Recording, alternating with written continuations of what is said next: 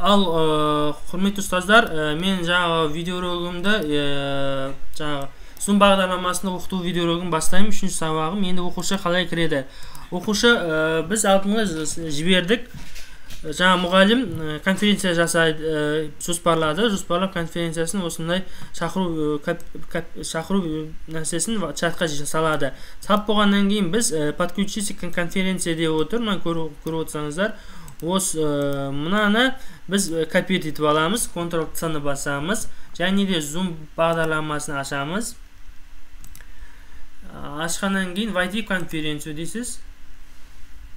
Мына жерге қоясыз, өзінің нөмірі шығады автоматически, и войти дейсіз. Дождитесь, когда организатор начнет эту конференцию дейді.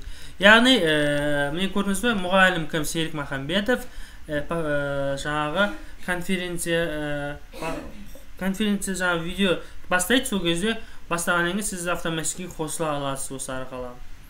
Енді хотите ли выйти из этой конференции? Да, дейсіз.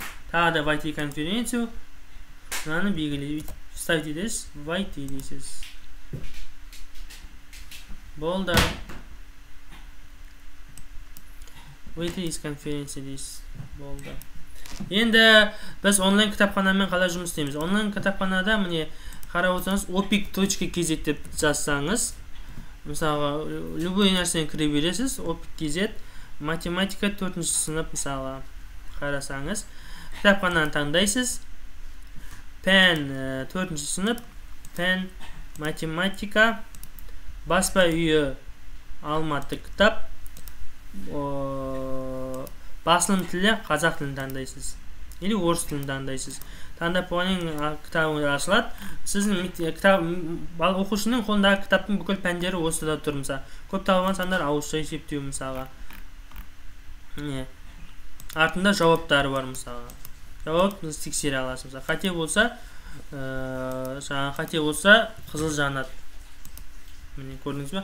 Дұрыс болса жасыл жанады. Осы арқылы пайдалануыңызға болады. Жақсы оқушылар жақсы көмек бұл кітапхана. Тағы да басасыз. Сынып, пән,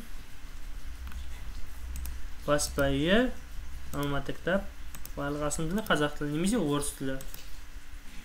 Осы таңдайсыз.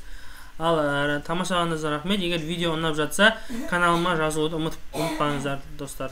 Рахмет, сау болыңыз.